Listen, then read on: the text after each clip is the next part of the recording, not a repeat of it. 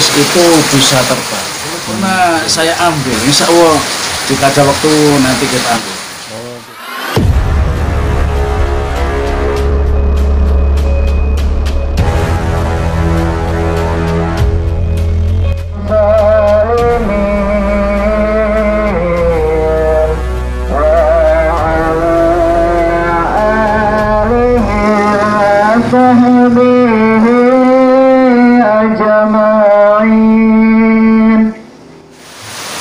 Assalamualaikum warahmatullahi wabarakatuh. Semua keris yang ada di dunia ini asalkan itu keris asli, buatan empu-empu zaman kerajaan Pajajaran, Majapahit, ataupun empu-empu zaman kerajaan Singosari atau kerajaan Sumenep, semuanya kalau memang itu keris asli, insya Allah itu punya Yoni. Dan Yoni inilah yang menyebabkan keris itu bisa terbang. Baiklah pemirsa, kali ini kita akan menuju lokasi ke sumber mata air dan lokasi tempat keris terbang tersebut. Ikuti perjalanan kami hanya di Delima Art Studio, PSC 86 dan Anur Kodiri.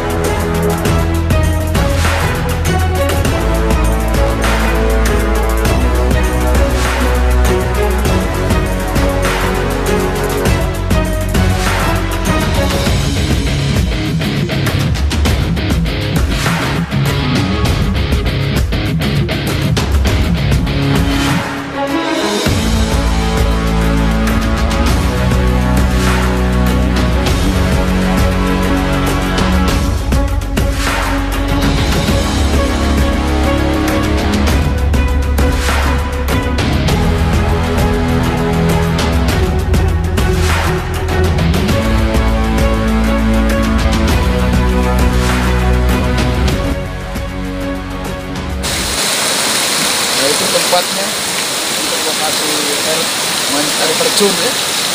Ini waktu banjir tidak bisa, insya Allah besok ketika sudah surut insya Allah. Baiklah pemirsa, karena kondisi lokasi yang mau kita tuju belum memungkinkan dengan kondisi baru hujan dan banjir sangat deras sekali. Mungkin untuk sesi selanjutnya kita akan menyambung video tersebut. Baiklah pemirsa, inilah lokasi sumber yang akan kita tuju karena kondisi yang sudah dikatakan oleh Gus Salim atau Kang Agus, lokasi sedang banjir, bahkan mungkin bersebelahan dengan ini ya, keris terbang itu ya. Baiklah, jadi lokasi keris terbang berada di sebelah sana. Maulaya sholli wa sallim iman abada ala habibika khairul khalqi kullihim huwal habibul ladzi turja syafa'atu likulli haulin minal ahwalin mubtadi ya rabbi bil mustafa balik maqasidana waghfir lana ma madha ya wasi'al Wassalamualaikum Muhammad. Assalamualaikum warahmatullahi wabarakatuh. Kami dari Delima Art Studio dan kali ini kita berada di mana kan? Kediaman Salim, berada di desa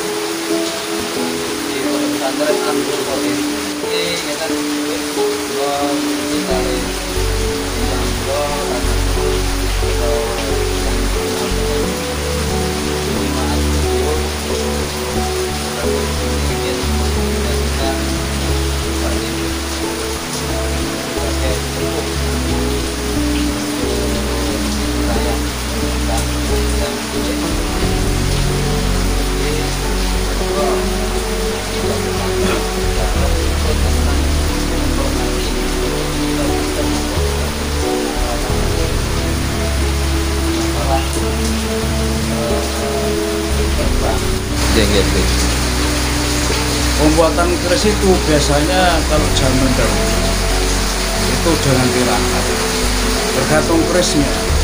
Seperti keris bukan itu pembuatan keris ketika menempa. Pembuatan keris bukan itu berpuasa, kita makan, kita minum, jadi pati geni.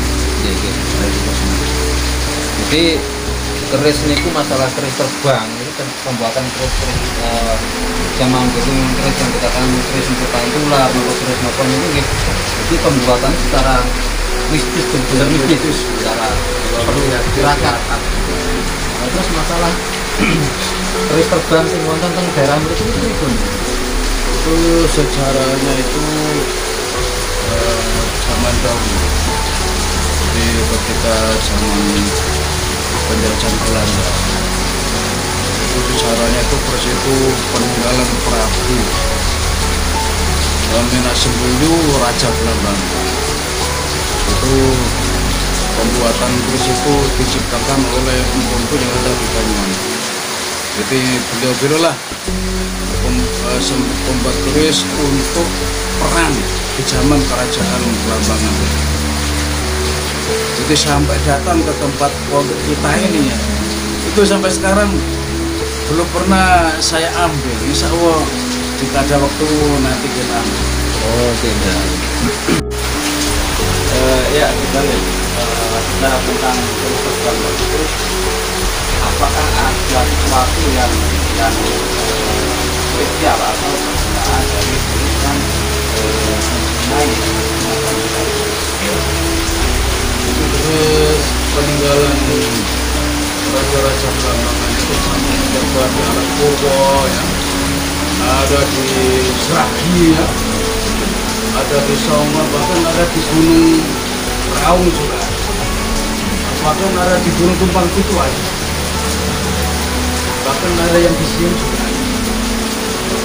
Itu kegunaan keris itu yang pertama untuk menjaga kerajaan ketika Prabu Minasembulu menjadi raja. Salah satu argumen dari selain aktivitas metafisik atau pusaka keris, kalau untuk di wilayah Banten itu ada aktivitas metafisik apa? Di sini banyak makhluk astral itu yang datang ke sini untuk mondok di sini, untuk ngaji di sini. Jadi makhluk astral tersebut untuk ngaji ini. Iya itu.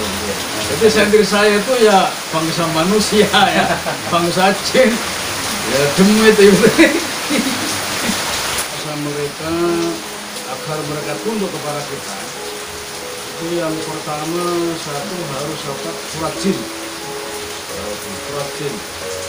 Yang kedua surat Al-Muluk. Terus yang ketiga surat Al-Qalam. Itu masalah surat-surat. Terus yang keempat ini harus pernah riyato doa Lubab Agung sama doa Sulaiman. Kita tahu bagaimana kehidupan beliau, bagaimana Nabi Sulaiman ya, putra dari Nabi Daud alaihissalam. Beliau punya tentara bangsa manusia, hewan ya, bahkan bangsa jin, siluman ya. Itu makanya beliau Nabi Sulaiman termasuk orang yang sakti, mandraguna dan kaya.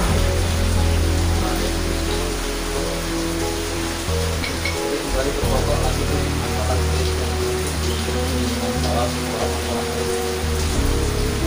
keris terbang dengan mungkin pulau dari sebentar lokasi sendiri dengan sebenarnya lokasinya kegunaannya keris terbang maupun Yang pertama pertama tadi ada salah satu yang kita itu manfaatnya untuk menjaga kerajaan.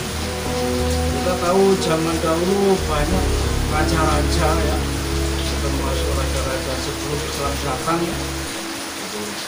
Contohnya kerajaan Majapahit ya, sebelum beliau Sunan Ampel menyebarkan Islam ya di Surabaya, ya, terus pertama di Belambangan ya. Jadi banyak raja-raja ini berperang untuk merebut kerajaan masing-masing untuk menjajah. Jadi salah satu kebenaran Inggris peninggalan Prabu Lenak-Sembelu yang pertama menjaga kerajaan terus supaya ketika perang gaib itu tidak sampai tembus oleh serangan-serangan gaib raja-raja yang lain. Yang kedua kegunaannya untuk kewibawaan.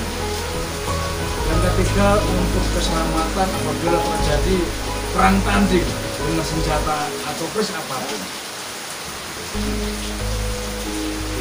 Kegunaannya banyak.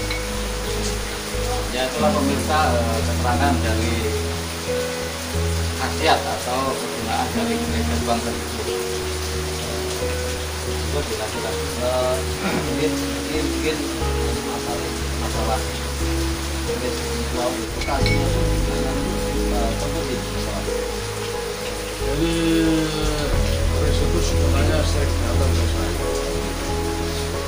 Itu letak dari resiko di Pancuran sana di selatan barat saya sini ada sungainya. Dari sungai itulah ada air mancur di situ. Di situlah mungkin berapa apa itu? Sebelum sahabat pondok tahun 88 itu saudara sumber itu panduan anak santri sini itu cuci pakaian juga katanya kesehatan juga Lihat manfaat dari sumber tersebut banyak khasiat yang banyak khasiat. Mungkin pemirsa yang di luar Banyuwangi atau di kota Banyuwangi yang memiliki penyakit mungkin bisa datang langsung ke Pondok Anu Qadiri tempat Gus Salim untuk ya mungkin melihat atau melihat sumber lah ya, yang konon katanya khasiatnya banyak, bisa mengobati penyakit dalam dan luar. Pemirsa di luar Banyuwangi ataupun bisa untuk awet muda. Nah, ini yang paling penting itu untuk toko-toko warung yang kurang laris ya. Nah ini pemirsa, Pabrik ya sering kembat-kembut ya bisa datang ke sini mengambil air tersebut. Insya Allah barokah. Amin. Manfaat dari air sumber itu banyak sekali gitu. Banyak sekali yang itu belum pernah saya keluarkan sampai sekarang. Alhamdulillah ini beliau Kang Gopur, Gus Sopur ini, Gus Agung ini itu ya. Saya keluarkan sekarang. Monggo saya mau datang ke pondok kami ya. Sambil membawa kemplung kosong atau jerigen kosong mengambil air tersebut. Insya Allah walaupun tidak pernah hujan musim ketiga kata Jawa kemarau, insya Allah air tersebut tidak pernah kering. Alhamdulillah barokah. Baiklah, sekali pemirsa barokah dari air sumber, khasiat dari air sumber banyak sekali manfaatnya, mungkin untuk kesucian atau orang sekarang bisa pengelarisan usaha kita, toko dan usaha yang lain-lain, untuk pengobatan pun bisa dari air sumber. Kemudian jika pemirsa masih penasaran dengan air sumber, bisa datang di Pondok Pesantren Anu Qadiri tempat Gus Salim, bisa tanya-tanya langsung ke Gus Salim sebagai sepuh pondok atau pengasuh Pondok Anu Qadiri. Ini saya menambahkan, jadi tata cara pemakaian air tersebut. Nah ini yang paling penting ada tata cara ini ya, tata cara pemakaian air tersebut. Jika untuk orang yang sakit ya, ambil air tersebut satu sebelum mengambil jangan lupa ya, uluk salam kepada Nabi Khidir alaihissalam, uluk salam kepada Sayyidina Ali dan Nabi Ilyas alaihissalam. Assalamualaikum ya Nabi Khidir alaihissalam, assalamualaikum ya Nabi Ilyas alaihissalam, assalamualaikum ya Sayyidina Ali karma wajah. Kemudian ambil batas sata 3 kali sadat ya. asyhadu an la ilaha illallah wa asyhadu anna muhammadar rasulullah 3 kali. Kemudian jangan lupa membaca istighfar. Sebab semua apa yang ada di bumi ini, air, tanah, ya, termasuk tumbuh-tumbuhan, hewan, semuanya adalah milik Allah Subhanahu wa taala, yang menciptakan Allah Subhanahu wa taala. Kita harus pamit kepada beliau-beliau. Ya, jambau rukso, air ataupun daratan, ya. Kemudian setelah air sudah penuh, ya, jangan lupa ke tempat kami, ya. Ini silaturahim ke rumah saya, ke gubuk kami, ya. Kemudian setelah kami doakan, bawa pulang, ya. Dibawa pulang, jika itu memang untuk kesembuhan, itu bacalah surat Al-Fatihah 11 kali, At-Kursi 11 kali, kemudian minumkan kepada saudara kita atau kakak kita atau pasien panjenengan yang sebagai orang tuanya untuk diminum. Jangan lupa baca bismillah, nah, itu 1 kali, baca sholawat 11 kali, jangan lupa ketika meminum, jika itu untuk kesembuhan dan panjang umur dan awet muda. Jika untuk pelarisan atau warung, toko, restoran dan mebel ataupun pabrik yang sakit katakan, ya, itu kadang laris datang enggak, ya, itu tata caranya ambil atas tersebut, kemudian ke rumah saya, kemudian bacakan Al-Fatihah 11 kali, Al-Kursi 11 kali, ya. Kemudian taburkan ke tempat di depan warung atau tokonya sambil membaca sholawat Nabi. Allahumma sholli ala Muhammad, Allahumma sholli ala Muhammad, Allahumma sholli ala Muhammad, ya. Kemudian jangan lupa panjenengan itu tiap membuka toko, ya, menghadap ke langit membaca syahada 3 kali, ya. Menghadap ke bumi membaca syahada 3 kali tiap buka toko.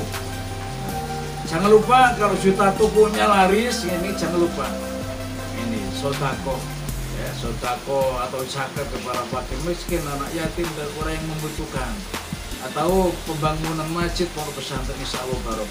Amin.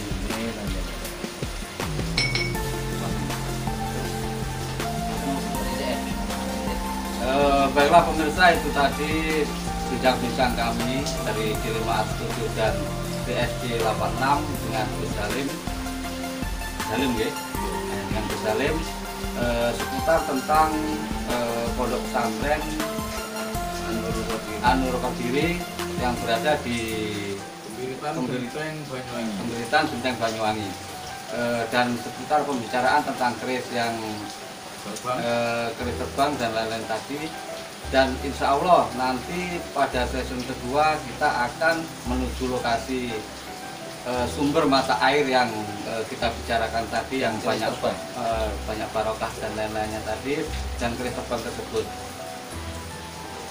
Kemudian yang dibicarakan oleh Kang Agus masalah keris terbang, kita juga akan mencoba mediumisasi melalui santri-santri Pondok An-Nur Qadiri untuk melihat atau mempertanyakan langsung siapakah penunggu keris terbang tersebut, dan kemudian kita akan mewujudkan keris terbang itu bisa diambil atau tidak.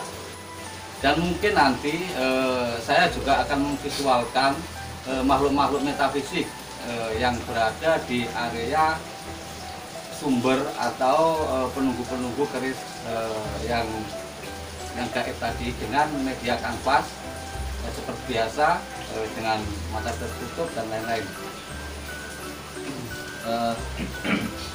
Tadi yang sudah dibicarakan oleh Kang Agus atau dari Dilimaat Studio akan dilukis dengan media kanvas. Ini mungkin pertanyaan yang selanjutnya untuk Gus Salim, tanggapan tentang kedepannya masalah Pagar Musa itu pripun menurut jenengan? Untuk kegiatan Pagar Musa khususnya di Kabupaten Banyuwangi itu tiap kabupaten, tiap kecamatan, ya, bahkan desa ada tempat untuk pelatihan sendiri. Adapun di pondok kami atau di Padepokan Pagar Musa, itu pelatihannya untuk Pagar Musa, bela diri, tenaga dalam, atau karomah ataupun ilmu yang lain, itu tiap malam minggu. Jadi monggo bagi panjenengan yang mau berlatih untuk seni bela diri tenaga dalam jurus pagar Nusa, monggo kami aturkan datang ke tempat kami di Pondok Pesantren An-Nurul Diri atau Padepokan Seni Bela Diri dan Tenaga Dalam Pagar Nusa.